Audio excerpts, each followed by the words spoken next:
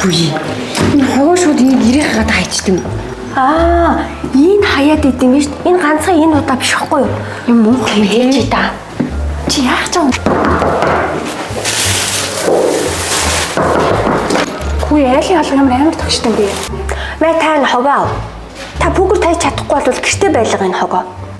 Наа чи манай хог биртөөс биш. Гэхдээ би дөнгөж сая таны гараж хайж байгааг чи харлаа. Тэгэд чи энэ ханы нэг удаагийн үйлдэл биш баха. Мэ та энийг гэртээ оруулж байлаа. Бити энэ бусад айлын үйлдэл ойж тавиад байгаа.